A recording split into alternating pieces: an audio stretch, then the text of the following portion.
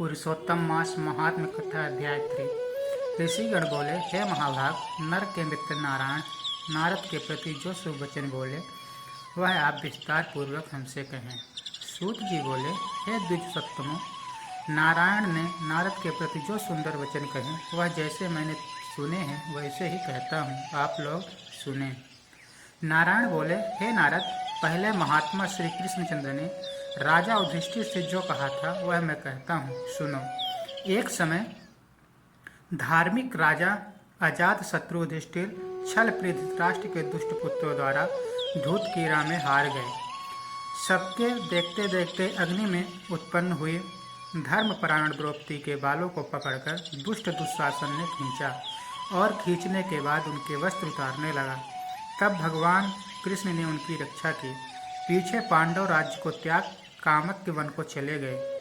वहां अत्यंत क्लेश से युक्त वे वन के फलों को खाकर जीवन बिताने लगे। जैसे जंगली हाथियों के शरीर में बाल रहते हैं, इसी प्रकार पांडवों के शरीर में बाल हो गए। इस प्रकार दुखित पांडवों को देखने के लिए भगवान देवकीसुत मुनियों के साथ काम्यक वन में गए।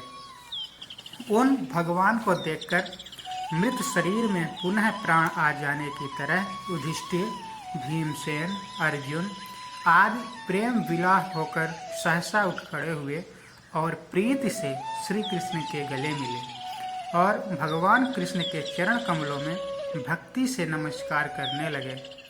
द्रौपदी ने भी धीरे धीरे वहां आकर आलस्य रहित होकर भगवान को शीघ्र नमस्कार किया। उन दुखित पांडवों को मृग के चर्म के वस्त्रों को पहने देख और समस्त शरीर में धूल लगी हुई, रूखा शरीर, चारों तरफ बाल बिखरे हुए, द्रौपदी को भी उसी प्रकार दुर्वर शरीर वाली और दुखों से घिरी हुई देखा।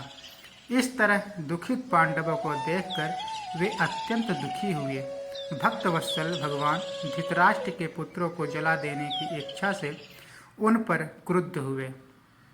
विश्व के आत्मा, बाहों को चढ़ा गुरेर कर देखने वाले, करोड़ों काल के कराल मुख की तरह मुख वाले, धधकती हुई प्रलय की अग्नि के समान उठे हुए, ओंठों को दांत के नीचे जोर से दबाकर तीनों लोगों को जला देने की तरह ऐसे उद्यत हुए जैसे श्री सीता के वियोग से सप्तस्थ भगवान रामचंद्र को रावण पर जैसा क्रोध आया था।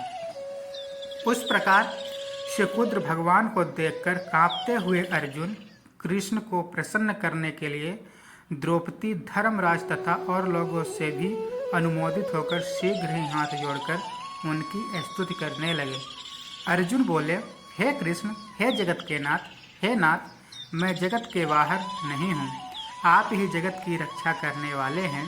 हे प्रभु, क्या मेरी रक्षा आप न करेंगे?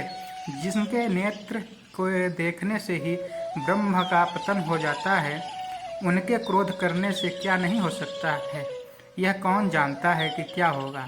हे संहार करने वाले, क्रोध का संहार कीजिए। हे तात, हे पात, हे जगतपते, आप ऐसे महापुरुषों के क्रोध से संसार का प्रलय हो जाता है। संपूर्ण तत्व को जानने वाले, सर्व वस्तुओं के कारण वेद और वेदांग के बीच के बीच आप साक्षात श्री कृष्ण हैं। मैं आपकी वंदना करता हूँ। आप ईश्वर हैं। इस चराचरात्मक संसार को आपने उत्पन्न किया है। सर्व मंगल के मांगल्य हैं और सनातन के बीज रूप हैं। इसीलिए एक के अपराध से अपने बनाए समस्त विश्व का आप नाश कैसे करेंगे? कौन भला ऐसा होगा जो मच्छरों को जलाने के लिए अपने घर को जला देता हो? श्री नारायण बोले, दूसरों की वीरता को मर्दन करने वाले अर्जुन ने भगवान से इस प्रकार निवेदन कर प्रणाम किया। सूत जी बोले, श्री कृष्ण जी ने अपने क्रोध को शांत किया और स्वयं भी चंद्रमा की तरह शांत हो गए। इस प्रकार भगवान को शांत देखकर पांडव स्वस्थ हुए। प्रेम से प्रसन्न मुख एवं प्रेम विला हुए सब ने भगवान को प्रणाम किया और जंगली कंद, मूल, फल आदि से उनकी पूजा की। नारायण बोले, तब शरण में जाने योग्य भक्तों के ऊपर कृपा करने वाले श्री कृष्ण को प्रसन्न जान विशेष प्रेम से भरे हुए नम्र अर्जुन ने बारंबार नमस्कार किया और जो प्रश्न आपने हमसे किया है वही प्रश्न उन्होंने श्री कृष्ण से किया। इस प्रकार अर्जुन का प्रश्न सुनकर श्री कृष्ण क्षण मात्र मन में सोचकर अपने सुहृदय पांडवों को और व्रत को धारण की हुई द्रौपदी को आश्वासन देते हुए वक्ताओं में श्रेष्ठ श्री कृष्ण पांडवों से हितकर वचन बोले। श्री कृष्ण बोले, हे राजन, हे महाभाग, हे बीभत्सो, अब मेरा वचन सुनो। आपने यह प्रश्न अपूर्व किया है, आपको उत्तर देने में मुझे उत्साह नहीं हो रहा है। इस प्रश्न का उत्तर गुप्त से भी गुप्त है, ऋषियों को भी नहीं विदित है। फिर भी हे अर्जुन, मित्र के नाते अथवा तुम हमारे भक्त हो, इस कारण से हम कहते हैं। हे सुव्रत, वह जो उत्तर है वह अत्युग्र है, अतः क्रम से सुनो। चैताद्र जो 12 मास निमेष महीने में दोनों पक्ष, घड़ियाँ, पहर, त्रिपहर, 6 ऋतुएं, मुहूर्त, दक्षिणाएं और उत्तरायण, वर्ष, चारों युग, इसी प्रकार परार्ध तक जो काल है, यह सब और नदी, समुद्र, तालाब, कुएं, बावली, गढ़ैया, सोते, लता, औषधियों, वृक्ष, बांस आदि पेड़ वन की औषधियाँ, नगर, गांव, पर्वत, पुरियाँ, ये सब मूर्ति वाले हैं और अपने गुणों से पूजे जाते हैं।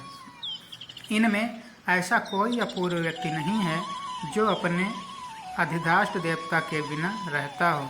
अपने अपने अधिकार से में पूजे जाने वाले ये सभी फल को देने वाले हैं।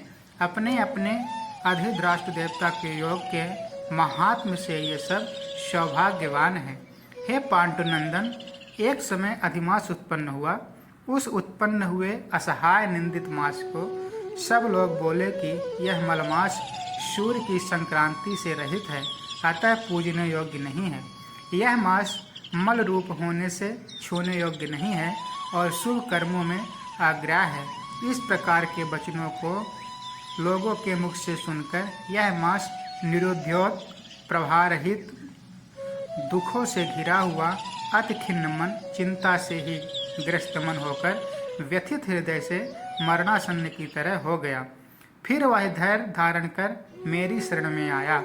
हे नर, वैकुंठ भवन में जहाँ मैं रहता था वहाँ पहुँचा और मेरे घर में आकर मुझ पर पुरुषोत्तम को इसने देखा। उस समय अमूल्य रत्नों से जटित सुवर्ण के सिंहासन पर बैठे मुझको देखकर यह भूमि पर साष्टांग दंडवत कर हाथ जोड़कर नेत्र से बारंबार आंसुओं की धारा बहाता हुआ धैर्य धारण कर गदगद वाणी से बोला। सूत जी बोले, इस प्रकार महामुनि बद्रीनाथ कथा कहकर चुप हो गए। तब नारायण के मुख से कथा सुन भक्तों के ऊपर दया करने वाले नारद मुनि पुनः बोले।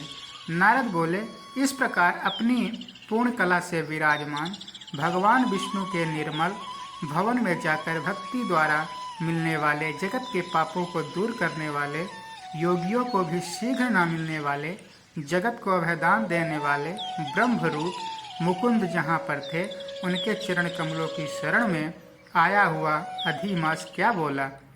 इत श्री बृहन्त्रात्रिये पुराणे पुरुषोत्तम मास महात्मने तृतीयोऽध्याय इति हरि शरणम। बोले वृंदावन बिहारी लाल की जय, उमापति महादेव की जय, हर हर महादेव।